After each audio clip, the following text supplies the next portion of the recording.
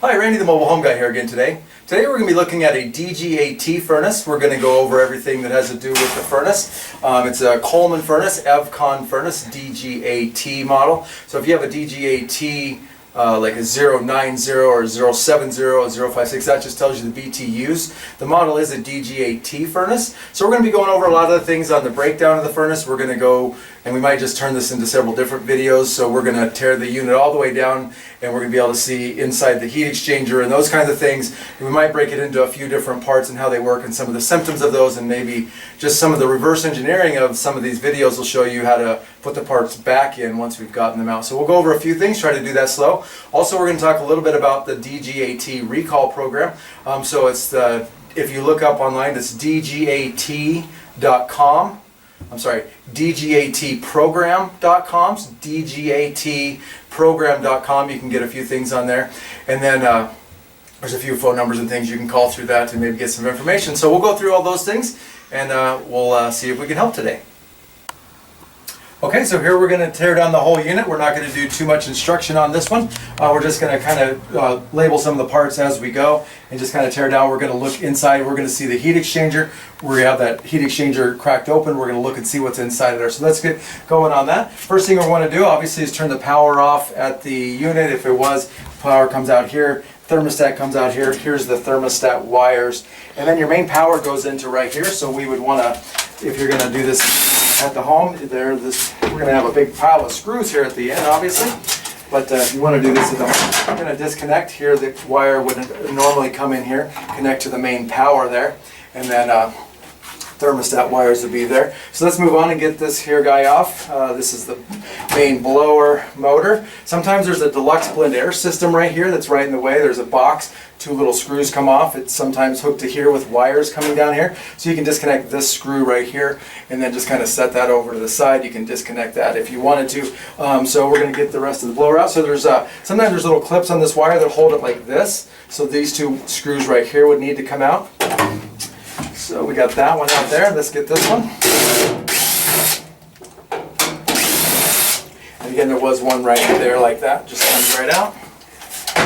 Okay, and this comes, grab the wire. Put this to the side. Okay, next, this guy here. This is the inducer motor, combustion air motor. This pulls in air from the top down here. So there is one screw. Again, we're talking 5/16 on all these guys. There's one back here, right there. Got to get that one out. Okay, that one. And there's two in the top. Again, we're going to pull this little tube off. Sometimes this isn't here. This is all a different type of motor. It's a centrifugal switch motor, has in the bottom. So this pressure switch here is actually part of the motor. So there'll be some wires coming out of there that'll actually go into the little box that leads here. Once you open that up, you'll see those blue wires, and just disconnect those and the main power wires. Okay, and we're going to third one. So here's the motor where it pulls and pushes air into the heat exchanger. This is the motor with the squirrel cage in there. We'll push this to the side. Okay, and now we're going to come down. We're going to remove the valve and the burner assembly. So how we would do that, of course, if we wanted to disconnect the gas lines here, obviously turning the gas off. So pulling this wires here. Two little screws, one on the top, one on the bottom.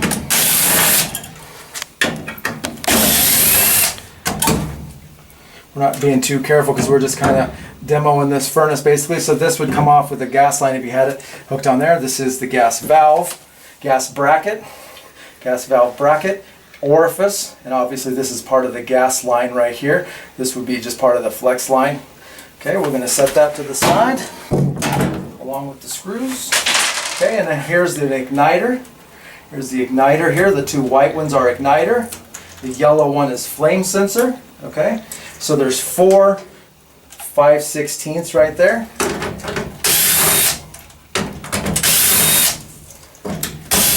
You're trying to be careful. If you're looking for individual videos, we did a bunch of individual videos on how to do each one of these things. How to replace the gas valve, how to replace the igniter, the flame sensor. Again, this is the burner assembly. Igniter, flame sensor, flame spreader. Air and gas comes through here, hits the flame spreader, spreads out, and hits the flame, and then it also hits the igniter, and then it also, there's the flame sensor heats up and keeps that system going, okay? So if we're all good, we're just going to keep going on here. So get those out of our way. So now what we're going to do is we need to get all of these plates off here. We don't need to get this box off. What we're trying to do is get this plate right here off. In order to get this plate off, we need to get this here off, and we need to get this off. This stays. This here stays. This is one piece. That stays. We're also going to, this plate right here is part of this plate right here. We're going to have to get these plates off right here. Okay, so let's do that. So,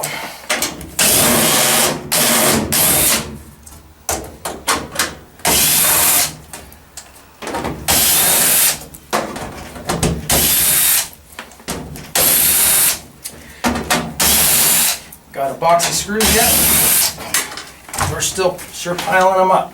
Okay, so this just kind of, these are two separate plates, they just kind of lift off. Okay. Let me set these screws over to the side. Okay, and now we're going to get this one off right here, this piece. This is all one piece here. Pull this pipe.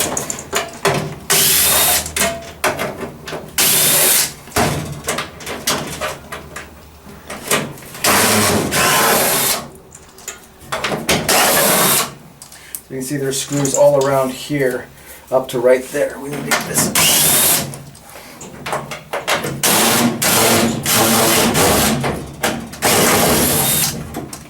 Sometimes a pain.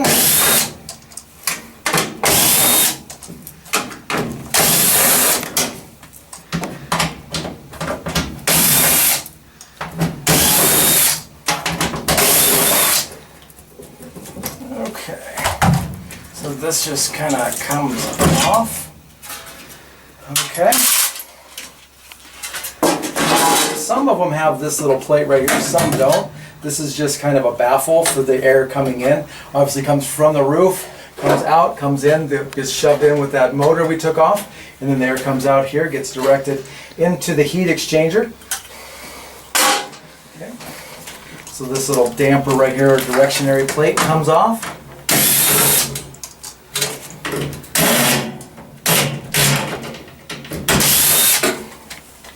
Okay. Again, this plate right here sometimes isn't on there either. This little plate, it's kind of half and half, is on there. Okay, so we're going to pull this little thing off right here. And this comes just straight out. One more screw here. Pulls out. Again, sometimes this plate isn't on there. So we're going to do that, and then we're going to look at getting this plate off. Okay, so we're just going to keep going here. We got the baffle out there. So we're trying to get this plate off in order to get to the heat exchanger. So in order to keep doing that, we need to do these screws here, along there, along the top. Okay, and then there's some that go in the side. There's one here, here. There's one right here, and there's here, here, and there's a few along this little ridge here to get here. A couple we have to get off is on the side right here. There's two on the side and one there. We'll get these ones off the bottom first, and we'll stand up and look at that. So we're going to get the one up here in the corner.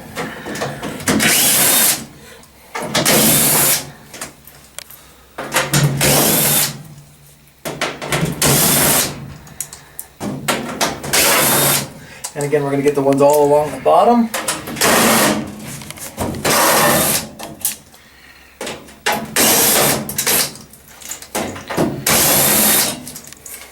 And there's one in this way right there.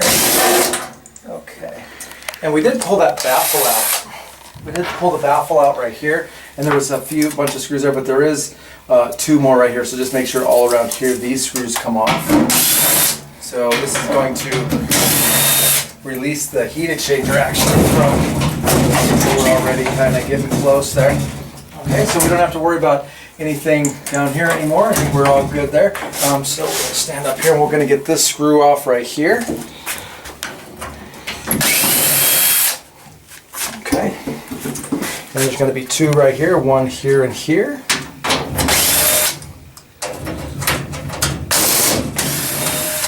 Okay.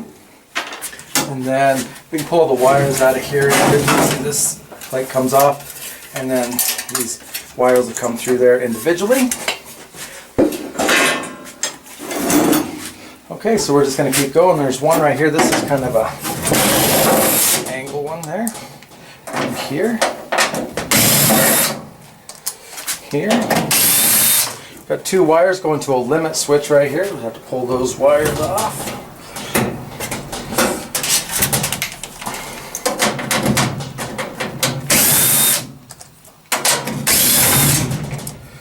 And that should be the final screw there. So we have taken this this particular furnace apart, so we did cut the way the heat exchanger, so you'll see that in a second. So this just comes right off, all the circuit board and all those things. So you can see this is the heat exchanger here. We will need to get this plate off. There's a few screws. There's 4 more screws to get this little plate off here. It's being held right there. But we want to look at the heat exchanger really quick while we're at it. This is the heat exchanger. This is the bottom, obviously the top. This is the exhaust port, which goes up here and has a pipe right up there. I want to look at this before we take it all apart. We're going to have to lay it down on its side, and then they're going to get 3 screws off of the top up there. But I did tape this thing back together here. We're just going to pull the tape off, hopefully easy enough. Might just have to cut that tape. Okay.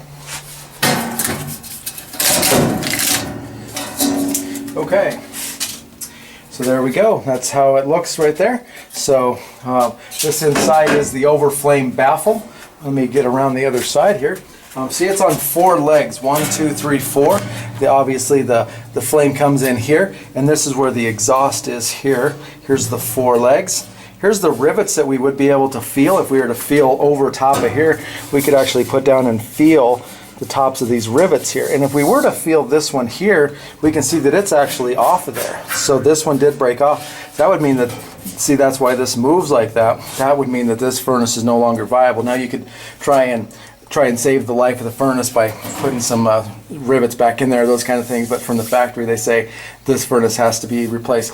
But this is the total teardown of this whole furnace. That's what it looks like inside. So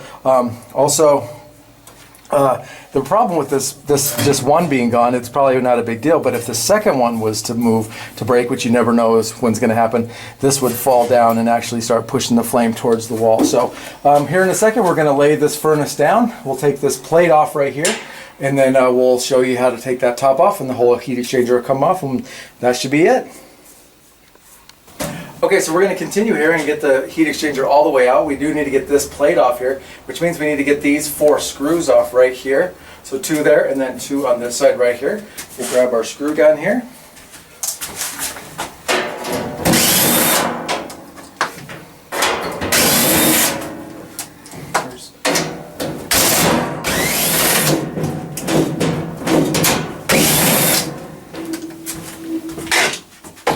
Okay. That just comes over the side like that. Sometimes this little hook will be on in the back, and there'll be a screw left on right there. You'll have to get that out. Some of them don't have that. So, also, we're going to back up a little bit, and we're going to kind of turn this guy around, and we're going to lay it on the floor, because we need to get to the 3 screws on the top. That's going to be a 7/16 screw, and you're going to pull those out, and then we'll pull this, the heat exchanger is one this way, and we'll stand it up. We're going to lay it down through that.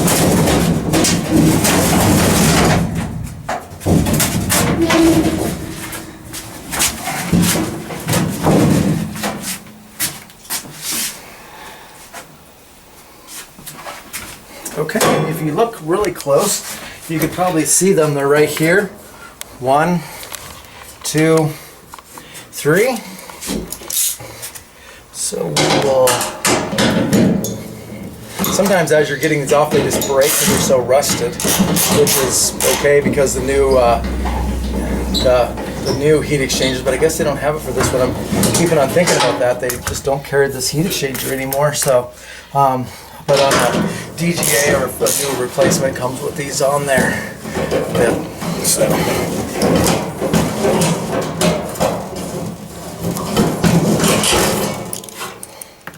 There's number 2, we're almost there.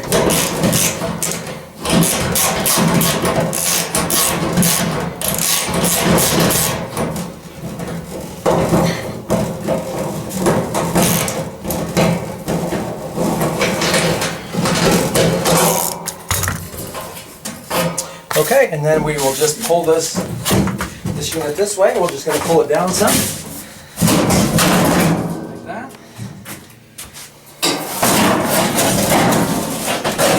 Stand it up. And this is the heat exchanger. All as one piece here. Let's get it out of the light a little bit. So we can see that all of these pieces are all one welded together unit, and this is the heat exchanger, and this is the empty cavity here. But thanks for staying this long with us. Hope that helped. If you do have a DGAT furnace, a DGAT, and then a few letters, obviously, and numbers afterwards, just talking about the size of the furnace, BTUs, and those kinds of things, it's mostly affecting, I'm talking about the recall, it's mostly affecting the 70s and the 75s. But check this right here, dgatprogram.com, or call this number right here with option 1. If you're a contractor, 6 after that, so option 1 and then 6. This will talk to you a little bit about what they what they have available and kind of what they're going to do for you. What they're really doing is they're not sending, if you can find a contractor that will come out and inspect your furnace, they will give you $100 towards replacement. But there's some other things you might want to learn about your furnace, why it needs to looked at, and that it does need looked at, and hopefully it's great. But it does need looked at, and they are paying contractors to come out and look at those. So use up these numbers if you have a DGAT furnace.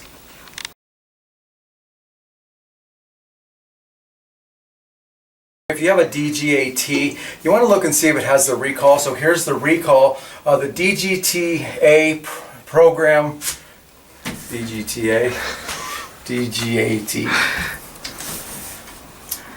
Okay, so if you do have a DGAT Hi, we're gonna, okay, so actually, let's start over with that one. Let's stop that.